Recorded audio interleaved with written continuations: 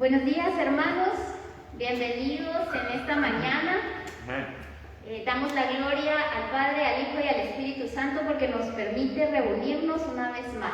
Quiero invitarles a que se puedan poner de pie y que puedan abrir sus Biblias en el libro de Filipenses. Filipenses capítulo 2.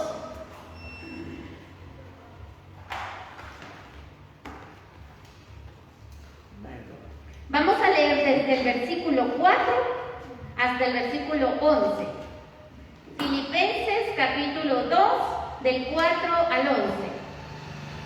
Vamos a leer entonces en el nombre del Padre, del Hijo y del Espíritu Santo. Nadie busque el bien solo para sí mismo, sino para todos. Tengan la misma manera de pensar que tuvo Jesús. Aunque Cristo siempre fue igual a Dios, no insistió en esa igualdad. Al contrario, renunció a esa igualdad y se hizo igual a nosotros, haciéndose esclavo de todos. Como hombre se humilló a sí mismo y obedeció a Dios hasta la muerte. Murió clavado en una cruz. Por eso Dios le otorgó el más alto privilegio y le dio el más importante de todos los nombres, para que ante Él toda rodilla se doble, de los que están en el cielo y los que están en la tierra, y los que están debajo de la tierra, para que todos reconozcan que Jesús es el Señor y den gloria al Dios y Padre. Amén. Oremos. Padre nuestro que estás en el cielo, en el nombre de Jesús queremos darte gracias por este nuevo día que nos concedes para reunirnos, para gozarnos delante de tu presencia. Muchas gracias, Señor, por la oportunidad que tenemos de poder estar en pie, de poder estar vivos, de poder estar con salud. Todo te lo debemos a ti, Señor. Sabemos que sin ti nada somos y nada podemos hacer. Toda la gloria y toda la honra a ti, Cristo, quien diste tu vida en una cruz para nuestra salvación. Hoy queremos alabarte, hoy queremos adorarte con todo nuestro corazón y que nuestras alabanzas puedan llegar hasta el trono de tu presencia como un perfume grato, como un olor fragante delante de ti. Bendice, Señor, la vida de cada uno de mis hermanos que hoy ha propuesto en su corazón el poder apartar este tiempo para poder estar aquí reunidos y gozarnos juntamente con los hermanos, aquellos que están desde sus hogares, que por un motivo u otro no han podido venir aquí, Señor, y reunirse y congregarse. Te pido también que les bendigas, Señor, que les llenes de tu presencia, que así como, Señor, tú estás con nosotros, tú te manifiestes en cada hogar, en cada vida, en cada casa. Muchas gracias, Señor, porque todo te lo debemos a ti. En el nombre poderoso de Jesús hemos orado. Amén y amén.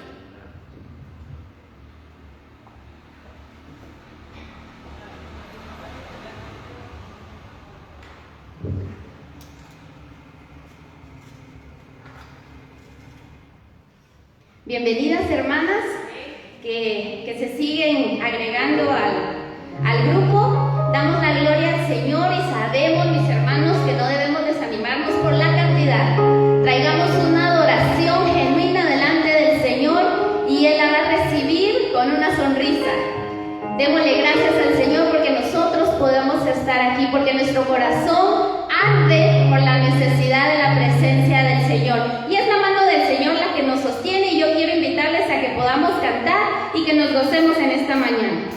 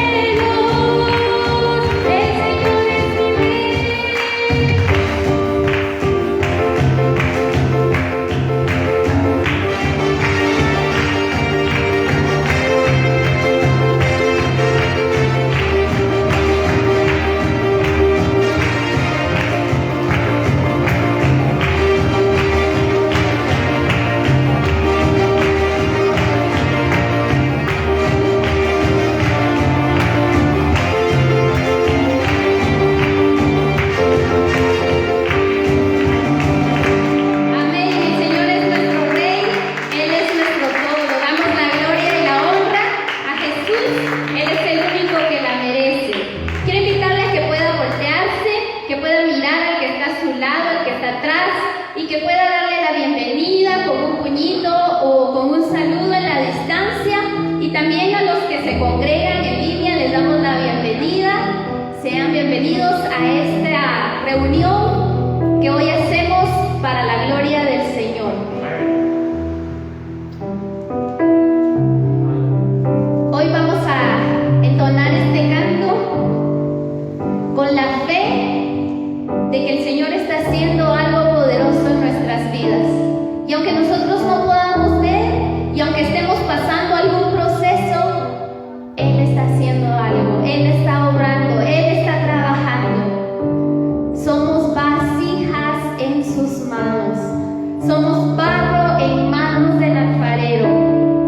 Y sabemos que la obra que Él ha empezado en nuestras vidas, Él la va a perfeccionar.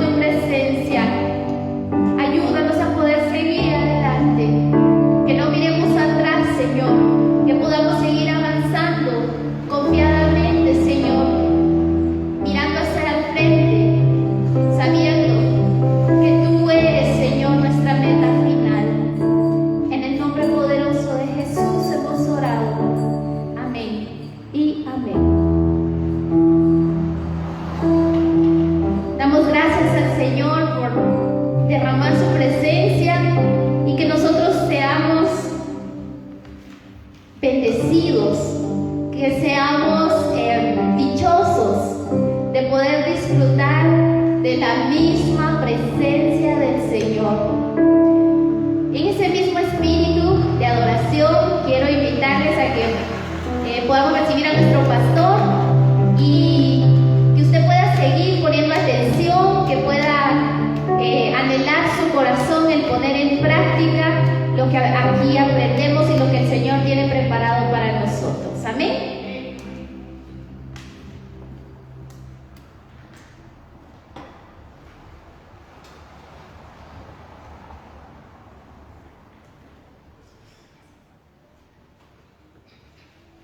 Buenos días, hermanos.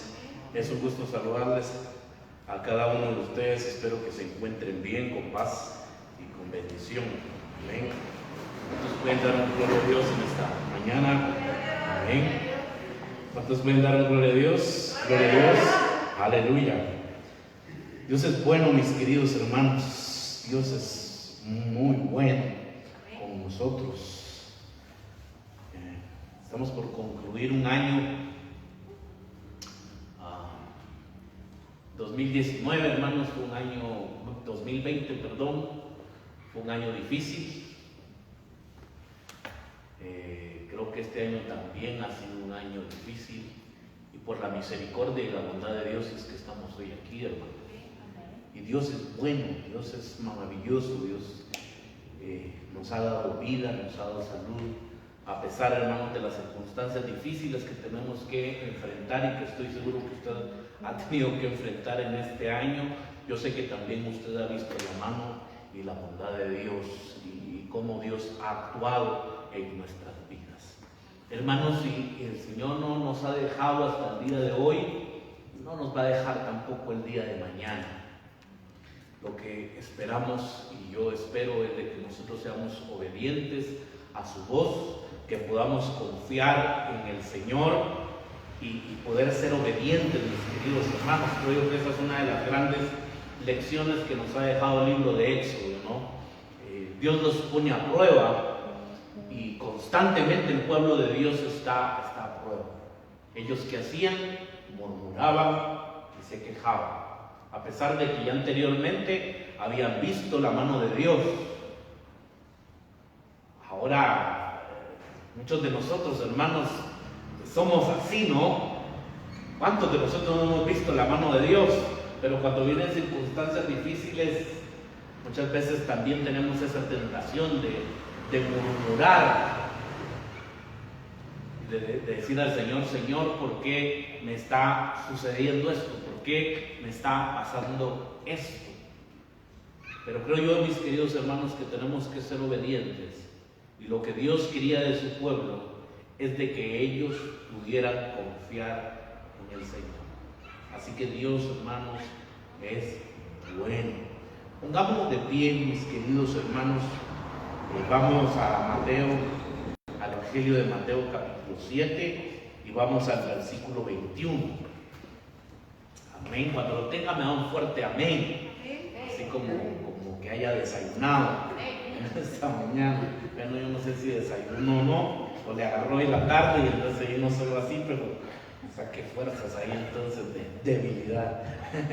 Mateo capítulo 7, versículo 21 al 23. Les quiero comentar, mis queridos hermanos, que estamos ya a pocos versículos de terminar el Sermón del Monte. Gloria a Dios. Amén. Ya hemos visto capítulo 5 entonces, capítulo 6 y ahorita vamos a terminar capítulo 7.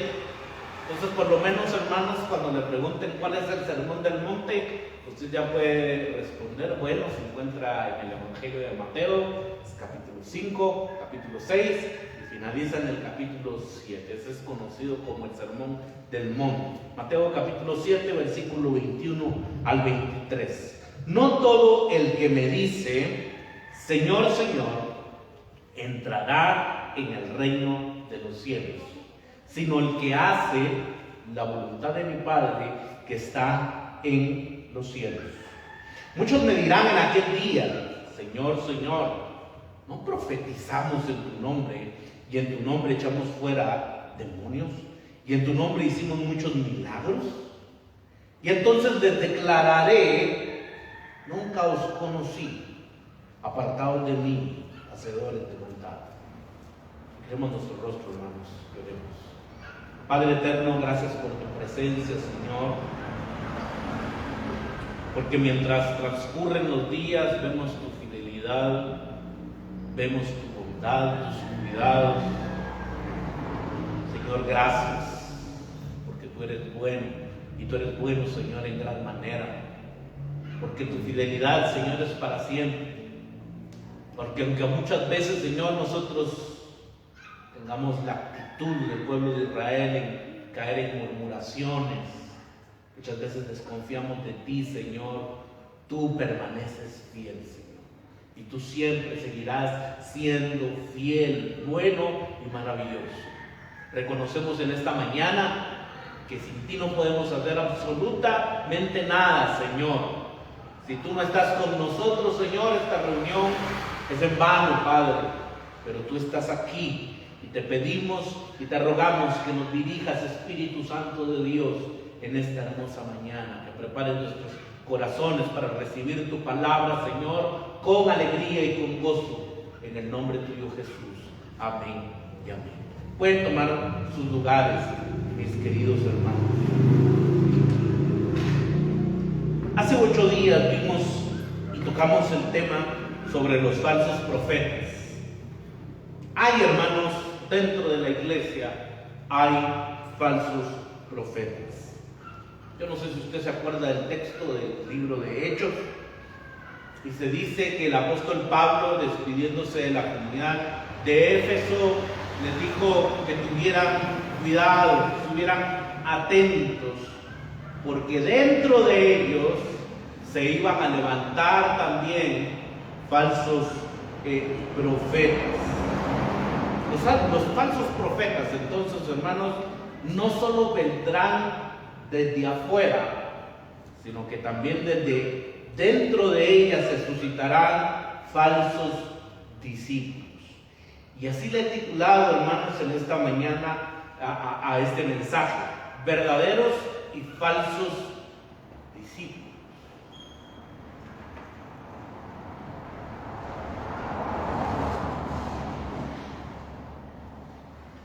Alguien puede venir con usted y decir: bueno, yo lo conozco, pero si usted nunca lo ha visto en su vida, usted le va a decir: perdone, pero yo a usted, ¿qué? No lo conozco.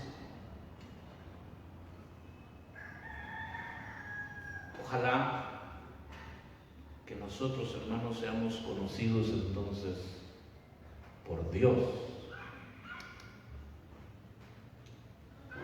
Se levantarán falsos profetas. También de la comunidad se levantarán falsos discípulos. Y dice el texto: no todo el que me dice Señor, Señor, entrará en el reino de los cielos. No todo aquel que me dice Señor, Señor, entrará en el reino de los cielos. Estas palabras, hermanos, aluden a alguien que ha confesado, dése cuenta, alguien que dijo o que dice Señor, Señor. Probablemente estas personas entonces han confesado a Jesús como Señor, pero que Jesús sabe que no se han arrepentido verdaderamente como condición para entrar en el reino de los cielos. En esta etapa del movimiento, hermanos, de Jesús,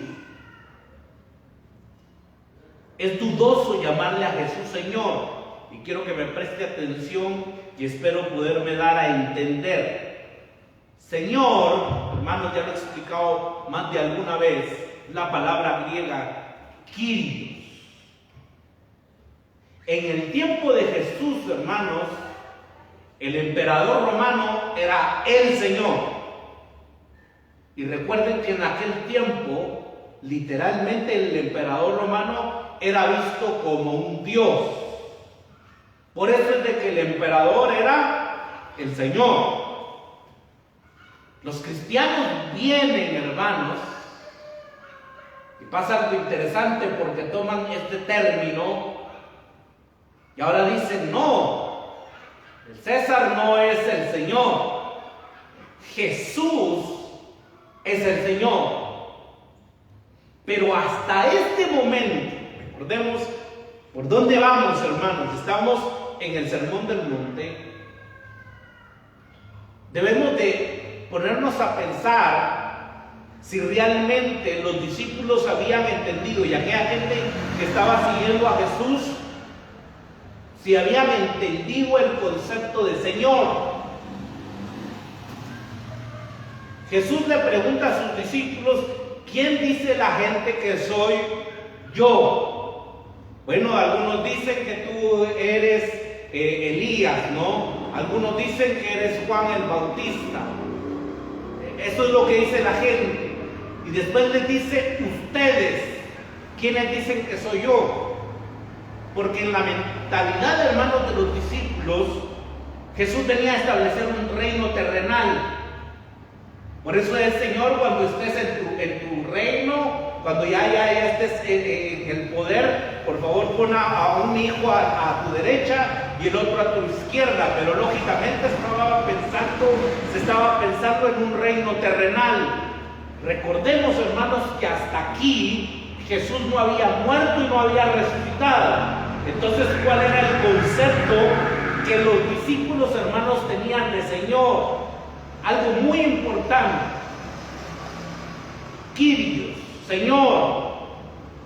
A Jesús tuviera, hermanos, el pleno sentido divino que este tratamiento adquirió en el periodo posterior de la resurrección. Y preste atención a esto, mi querido hermano, porque una cosa era llamarle a Jesús Señor antes de que Él haya resucitado. Porque ¿cuál era el concepto de los discípulos y de la gente que estaba siguiendo a Jesús? Y otra cosa era llamarle a Él Señor cuando ellos se dieron cuenta, hermanos, de que Jesús no había muerto y no se había quedado en la tumba, sino que resucitó de los muertos. No sé si me estoy dando a entender, mis queridos hermanos.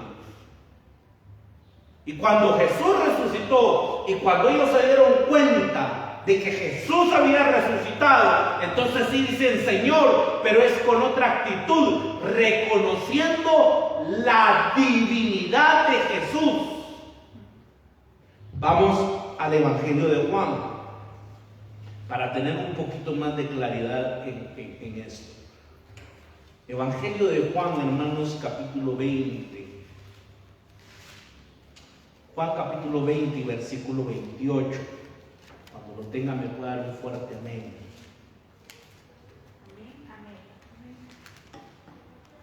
Recordemos, hermanos, y desde el versículo 28, usted sabe que Tomás era el incrédulo.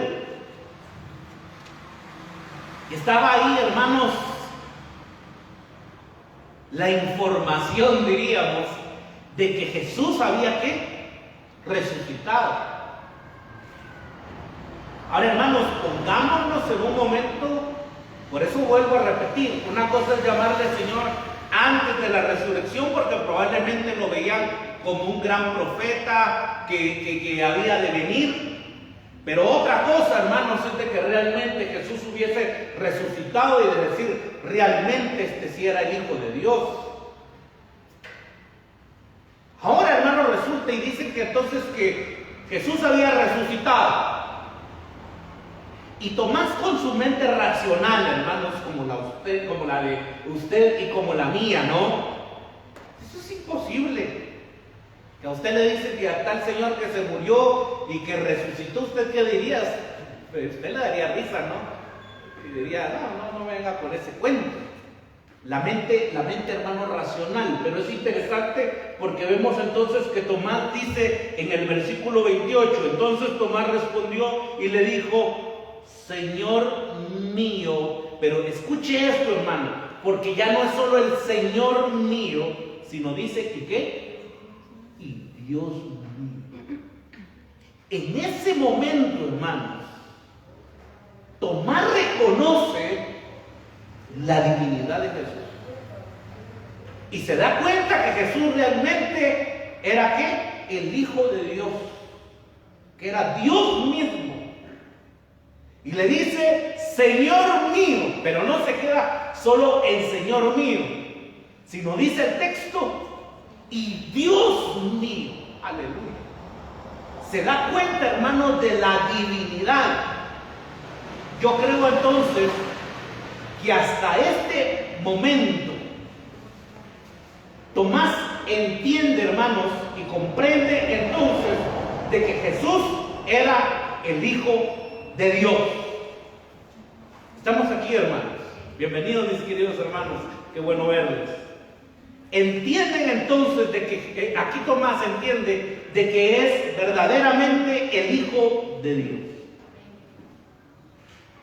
Una cosa entonces es decirle al Señor en el Sermón del Monte, Señor, y que yo considero que hasta en este momento ellos no habían entendido, hermanos, que Jesús realmente era el Hijo de Dios. Y ahora Tomás viene entonces, y cuando se da cuenta que Jesús ha resucitado, dice, Señor mío, pero no se queda solo en Señor, sino dice, y Dios mío. Ahí sí, hermanos, hubo hubo iluminación, ¿no? Para Tomás, y me imagino que para los otros discípulos, a darse cuenta de que Jesús no era un profeta más, sino que realmente Jesús era el Hijo de Dios. Y Tomás dice, Señor mío, pero ya no solo se queda en Señor mío, sino dice, Dios mío. Qué tremendo, ¿no? Señor y Dios mío.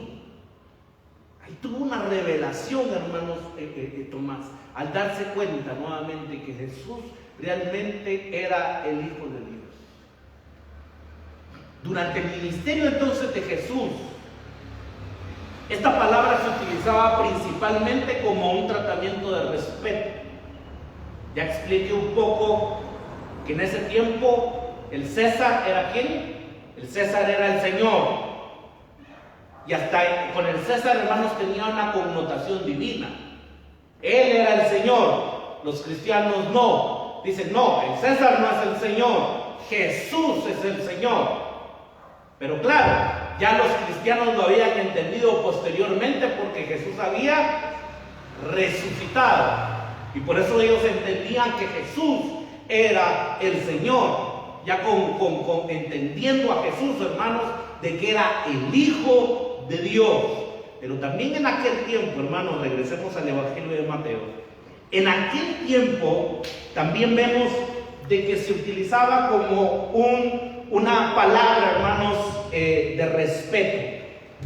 Mateo capítulo 18. Mateo capítulo 18 y versículo 21. Entonces se le acercó Pedro y le dijo, escuche esto, Señor, ¿cuántas veces perdonaré a mi hermano que peque contra mí? ¿Hasta 7? Ahora aquí, hermanos, el apóstol Pedro se le está acercando a Jesús, pero con respeto, ¿no? Es una señal de respeto. Y le está diciendo, Señor, ¿cuántas veces he de perdonar al hermano que pegue contra mí?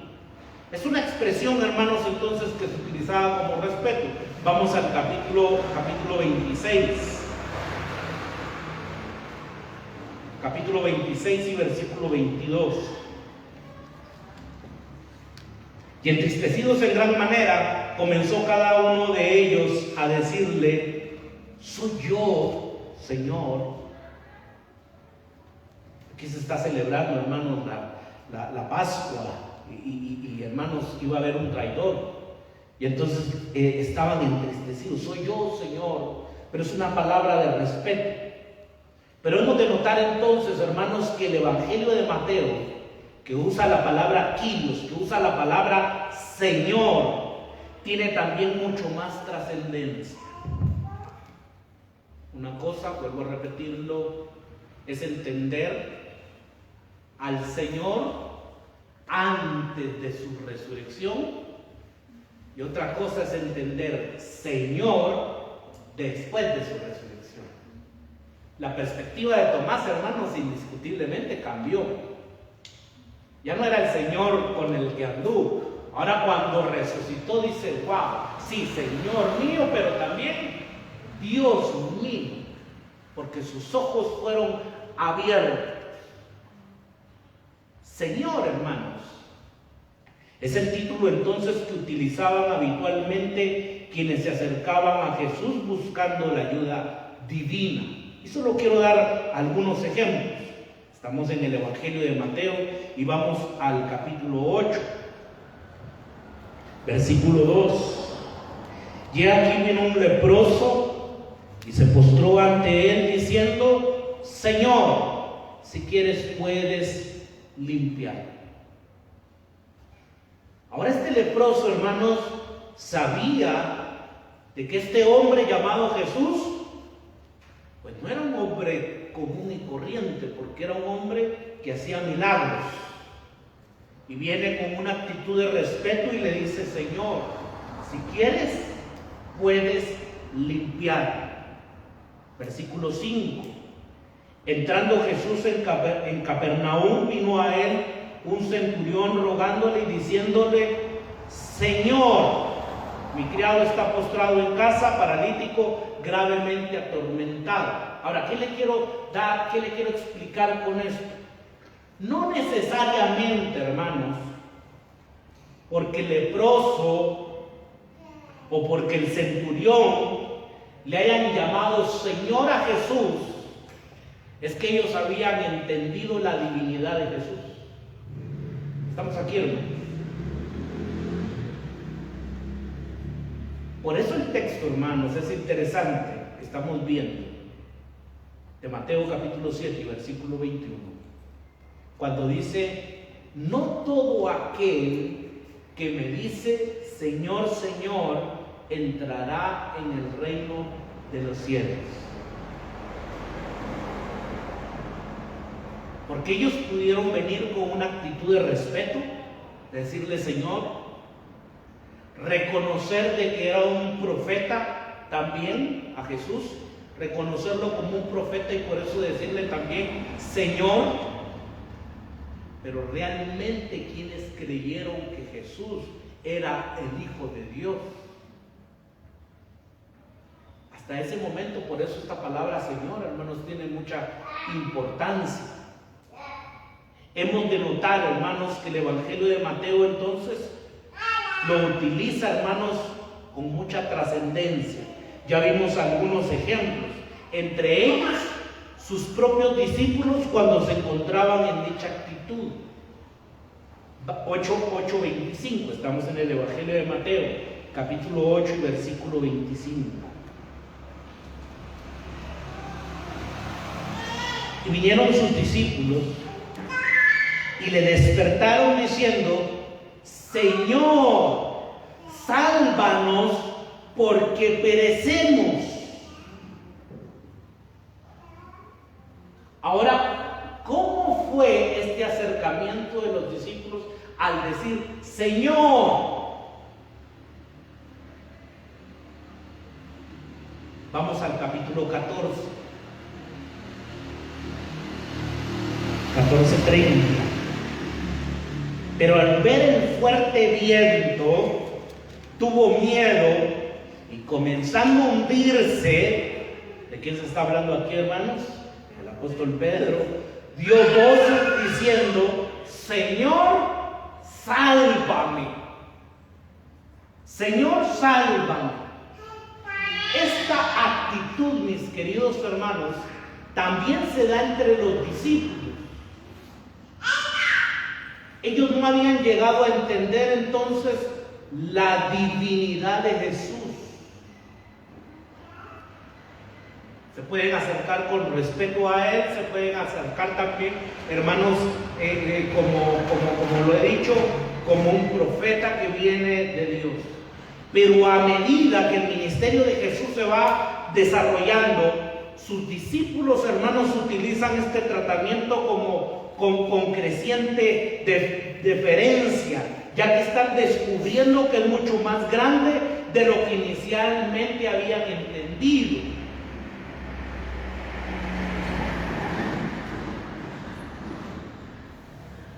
¿Quién es este que hasta las tempestades le hacen caso? Que le dice a la tormenta, cállate, y la tormenta, ¿qué? Se calmó. Y dice, ¿quién es este que hasta la naturaleza, le hace caso?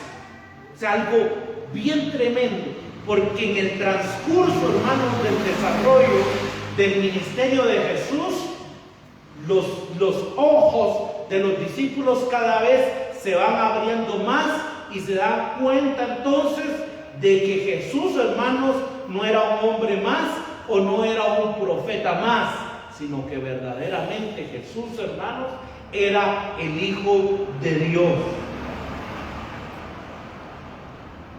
Tienen acceso, hermanos, o tiene acceso al poder de Dios y a una relación con Él como hijo, que solo puede expresarse propiamente con un título reservado a la deidad Señor.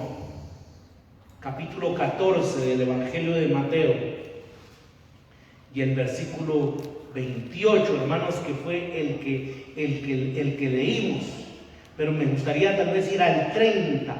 Pero al ver el fuerte viento tuvo miedo y comenzó a hundirse, dio voces, Señor, sálvame. Versículo 31. Al momento Jesús extendió la mano, asió de él y le dijo, hombre de poca fe, ¿por qué dudaste? Y cuando ellos subieron en la barca se calmó el viento. Entonces los que estaban en la barca vieron y le adoraron diciendo, escuche esto, hermano, y se da cuenta cómo es de que ya se les va abriendo los ojos a los discípulos y diciendo, verdaderamente eres hijo de Dios. Verdaderamente eres hijo de Dios. Ellos se dieron cuenta, hermanos, que se quedaron en la barca, como Pedro estaba caminando sobre las aguas. ¿Se acuerdan que se asustaron al ver a Jesús caminar sobre las aguas y pensaron que era como un fantasma? No teman, dijo el Señor, soy yo. Y poco a poco, hermanos, eso se va revelando y se dan cuenta entonces que Jesús, como dicen aquí, verdaderamente eres el Hijo de Dios. Esto es especialmente significativo cuando los discípulos ven sus obras milagrosas, apelan a Él como Señor y le adoran. Algo reservado exclusivamente a la deidad. Recuerden, hermanos, de que ellos como judíos tenían un solo Dios.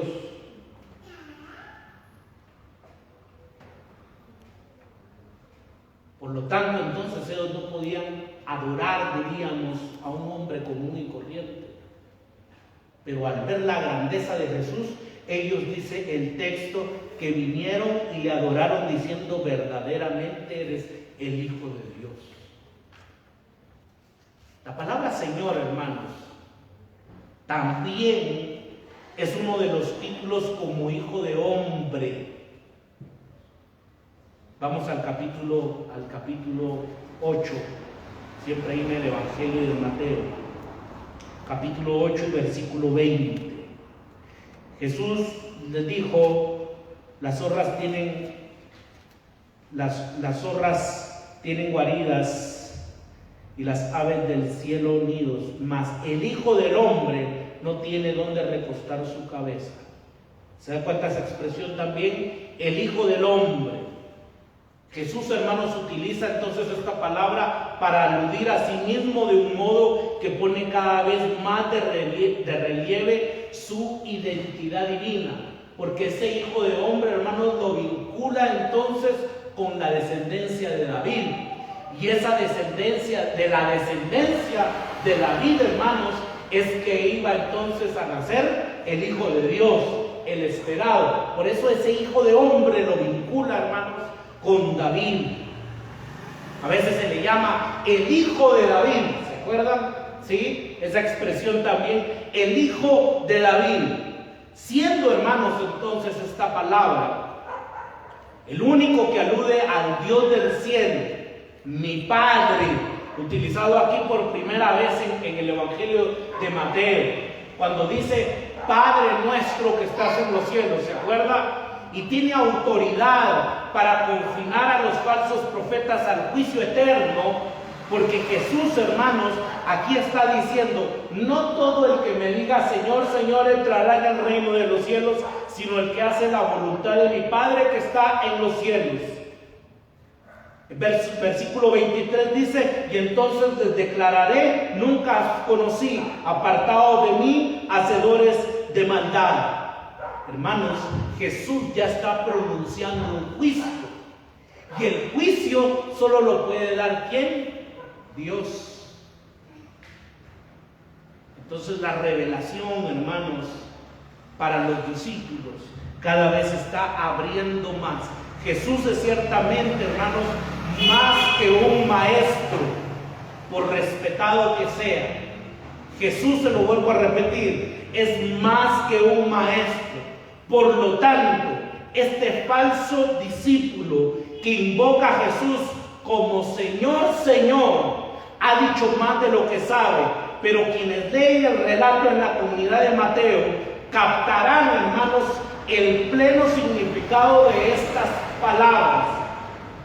Señor no significa que Jesús sea un gran maestro, claro que era un gran maestro. Señor también, hermanos, no solo significa de que él haya sido un gran profeta, por supuesto que fue un gran profeta, pero Señor, hermanos, lo que realmente quiere decir es de que el pueblo de Dios pueda reconocer que Jesús es el Hijo de Dios, es Dios mismo.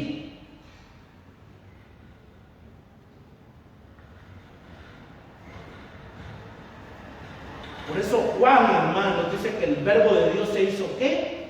Se hizo carne, se hizo palpable.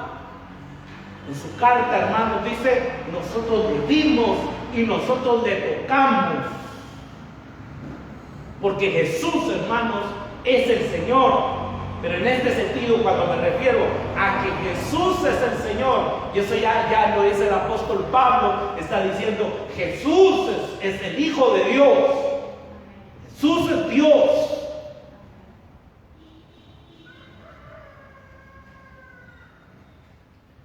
Puesto que una confesión verbal como Señor puede ocultar un corazón obstinado, Jesús afirma, hermanos, que la entrada al reino del cielo está reservado para aquellos, como dice el texto, hermanos, los que hacen la voluntad de mi Padre que está en el cielo.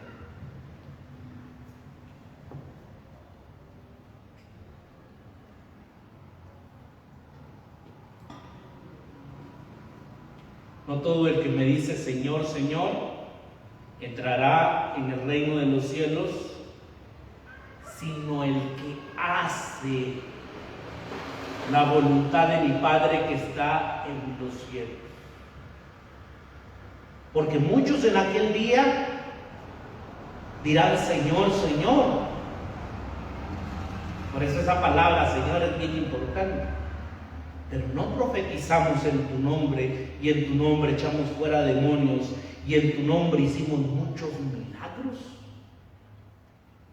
Fue gente, hermanos, que profetizó, gente que echó fuera demonios. Fue gente que hizo ¿qué? Que hizo milagros. Y entonces les declararé, dice Jesús, nunca los conocí, apartados de mí, ¿qué? Hacedores de maldad. Porque el que entra al reino de los cielos, hermanos, es el que hace ¿qué? La voluntad de mi Padre, dice Jesús, y estos, hermanos, eran hacedores de maldad. Esta misma expresión aparece de nuevo más adelante para indicar cuál es el requisito para entrar a formar parte de la comunidad familiar de Jesús, siempre en el Evangelio de Mateo. Vamos, hermanos, al capítulo 12. Capítulo 12.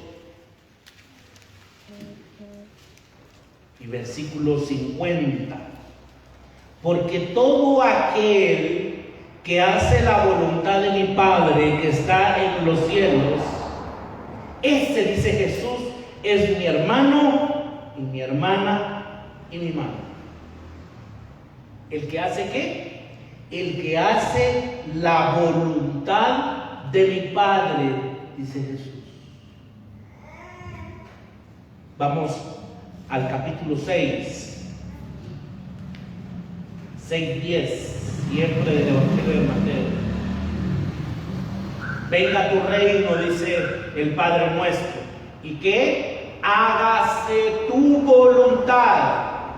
No es la mía, no, es la voluntad del Padre. Hágase tu voluntad como en el cielo, así también en la tierra. Uno entonces, hermanos, de los distintivos entonces del discípulo de Jesús es que hace la voluntad de Dios.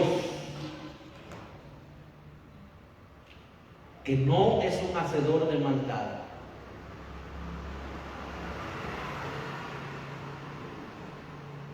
Que entiende quién es Jesús. Que entiende cuando nos acercamos y decimos Señor. Esa no es una palabra de respeto, ¿no? Cuando nosotros estamos en la calle y decimos el Señor tal, ¿no? Con respeto nos acercamos a una persona.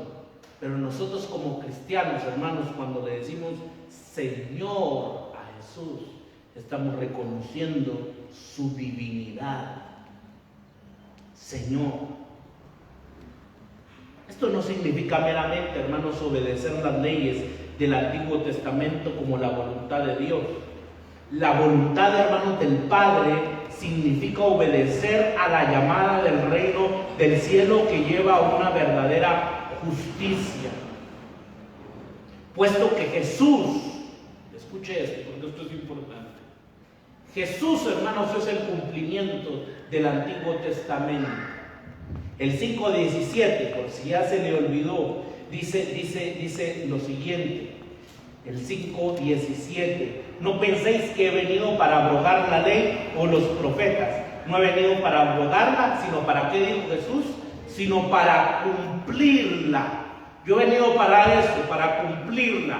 Es el ejemplo final, hermanos, de obediencia a la voluntad del Padre. Si alguien fue obediente al Padre, ¿quién fue? Fue Jesús. Yo no vine, dice él, a abrogar la ley de los profetas. Yo vine a cumplirla. Y ahí vemos, hermanos, la actitud de obediencia que tenía Jesús entonces. Seguir su ejemplo, el ejemplo de Jesús, hermanos, es el discipulado y ser como Él. Permitirá entonces a sus discípulos hacer la voluntad de Dios, entonces en la vida cotidiana. ¿Quién es nuestro ejemplo a seguir, mis queridos hermanos? Es Jesús. Es Jesús. Padre, hágase tu voluntad. En el Getsemaní, hermanos, si es posible, creo que es uno de los momentos, hermanos, más difíciles de Jesús. Él sabía lo que venía y lo que le esperaba, hermanos. Le venía el sufrimiento.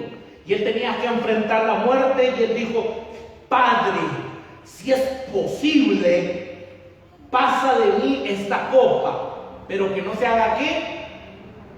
Mi voluntad, sino que se haga la tuya. Jesús entendía esto, hermanos, y a pesar de la aflicción y a pesar del dolor, entonces él dijo: Señor, sí, si es posible, por favor pasa esta copa, Señor, que yo no tenga que pasar todo este sufrimiento, pero que no se haga mi voluntad, sino que se haga la tuya. Por lo tanto, hermanos, nuestro mayor ejemplo entonces a seguir es Jesús. A Él tenemos que seguir. Si Él fue obediente al Padre, cuánto más nosotros, hermanos, debemos de ser obedientes. Estos falsos discípulos pretenden ser profetas y apuntan a su actividad carismática como una señal del discipulado. ¿A qué me refiero a esto, hermanos? Como una actividad carismática. Cuando me refiero a la actividad carismática es que profetizan, que echan fuera demonios, dice el texto.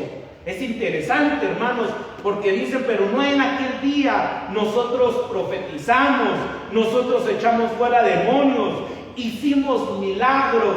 Pero, hermanos, la actividad entonces del cristiano, la actividad del verdadero discípulo, no puede tener una base en decir, sí, es que como echan fuera demonios,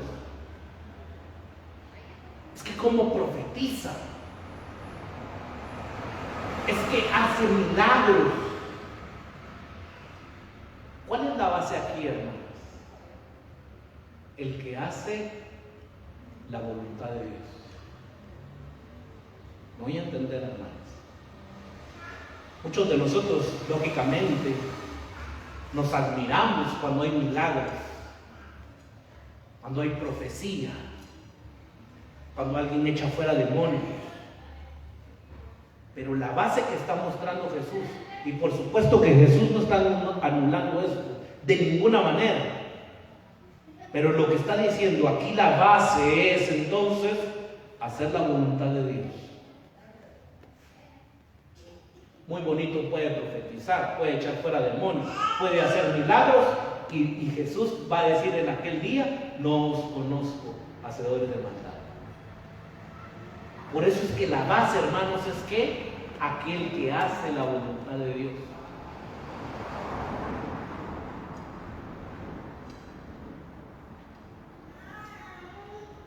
No profetizamos en tu nombre y en tu nombre expulsamos demonios e hicimos muchos milagros.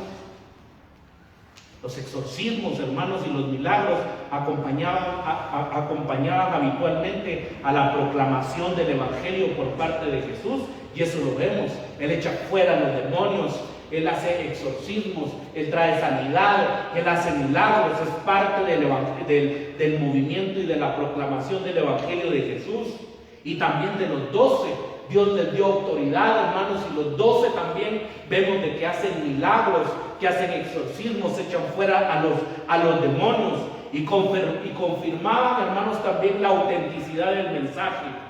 Aunque los falsos discípulos pueden conseguir poder, escuche esto, porque los falsos discípulos también pueden conseguir poder en el nombre de Jesús, porque el nombre de Jesús tiene poder.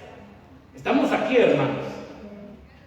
El nombre de Jesús tiene poder, y hasta los falsos discípulos pueden utilizar el nombre de Jesús y pueden haber milagros. ¿Por qué? Porque el nombre de Jesús tiene poder, pero sus actividades son inútiles por lo que a su destino eterno se refiere. La pregunta es, ¿cuál es el destino eterno entonces? Estos no se acercan a Jesús como verdadera puerta al reino, ni participan de estas verdades según la voluntad del Padre. Jesús, hermanos, nunca subraya lo externo. Y preste atención a esto, mis amados hermanos. Ya hemos hablado de los falsos profetas, ahora estamos hablando de los falsos discípulos, porque Jesús, hermanos, no está subrayando lo externo como señal más significativo de la autenticidad. Lo que demanda es nuestra lealtad interior a la voluntad de Dios, que producirá los frutos de una vida transformada. Ahí está el detalle, mis queridos hermanos. Jesús no está subrayando lo externo, porque si fuera por lo externo, estos seguros estuvieran salvos, porque están haciendo exorcismos, porque están haciendo milagros y porque están profetizando. Y claro que eso es parte del ministerio, pero Jesús va más allá, a lo interno, hermanos, del ser humano, a lo interno, para llevar a cabo sus objetivos. Dios puede utilizar a una persona. El texto, hermanos, dice: muchos me dirán en aquel día. ¿Se da cuenta de eso? ¿Son pocos, hermanos? Muchos me dirán en aquel día, que profesa el nombre de Jesús, que se haya engañado a sí mismo o a otras. No obstante, la decisiva revelación de la autenticidad de la propia vida se producirá, hermanos, en el tiempo de juicio. Y en el tiempo de juicio, ahí sí se verá realmente quién es verdadero discípulo y quién es un falso discípulo. Porque ahí sí va a estar el juez justo. Con esto concluyo, hermanos, en esta mañana. Jesús evoca entonces, por lo tanto, una escena escatológica del juicio. Y cuando me refiero a una escena escatológica es a una escena futura.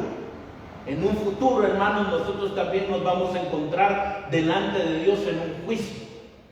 Y por eso es de que Jesús evoca una escena escatológica del juicio eterno, en la que aparta de Él a estas personas. Las aparta. Entonces les diré claramente: jamás los conocí. Aléjense de mí, hacedores de maldad. Estas palabras, hermanos, expresan el directo y absoluto rechazo de una persona que no tiene una verdadera relación de discipulado con Jesús. Siempre en el Evangelio, hermanos, de Mateo, vamos al capítulo 25, versículo 13. Velad, pues, porque no sabéis el día ni la hora en que el Hijo del Hombre ha de venir. Velad, estén atentos. Esta palabra velad, hermanos, creo que también la utiliza el apóstol Pedro. Y es interesante porque el apóstol Pedro, hermanos, habla de que el enemigo está como un león rugiente, ¿se acuerdan? Viendo a quién devorar. Ahora, en el tiempo antiguo, hermanos, recordemos de que muchos de ellos eran, por ejemplo, en el tiempo de Abraham, muchos eran nómadas. Tenían sus carpitas en el desierto, muchos de ellos. Usted podría dormir tranquilo en medio de un desierto con varios leones que se lo pueden comer en la noche. Por eso es de que tenían que tener vigilantes, ¿no? Y estar atentos. Y a eso se refiere con velar. Hermanos, si a mí me dicen que me va a comer un león en la noche, le aseguro que yo no duermo tranquilo. Prefiero no dormir esa noche y decir, pero voy a estar vivo. Hay que estar, ¿qué? Velando. Velad. Pues, porque no sabéis el día ni la hora que el Hijo del Hombre ha de venir. Palabra de Jesús. Esta reivindicación, hermanos, de autoridad para determinar quién entra en el reino y quién va al castigo eterno, supone la más elevada reclamación cristológica por parte de Jesús. Por todo el Antiguo Testamento se afirma que Dios conoce a aquellos que Él ha escogido como el pueblo suyo. Un tema que se reitera en el Nuevo Testamento para hablar de una relación salvífica con Dios por medio de Jesucristo. Jesús, hermanos, reivindica entonces aquí la prerrogativa divina de conocer los recovecos más profundos de los corazones. Vuelvo a decir, no se remarca lo exterior del ser humano. Gloria a Dios que haya profecía. Gloria a Dios, hermanos, que hayan exorcismos. que hayan milagros. Pero Jesús no está remarcando lo externo. Jesús lo que realmente está remarcando es el interno del hombre y de la mujer. Y de aquellos que verdaderamente han reconocido a Jesús como su Señor. Pero ahora ya usted entiende que es Señor. No es de respeto, ¿no? De reconocer que Él es el Hijo de Dios. Por eso es de que Dios, hermanos, el Verbo se hizo carne, como dice el Evangelio de Juan. Se hizo carne. Nos despedimos de nuestros hermanos de Facebook. Que Dios les bendiga, que Dios les guarde y que tengan una excelente semana. Les mandamos un fuerte abrazo, que Dios les prospere en todo lo que hagan. Bendiciones, mis queridos hermanos.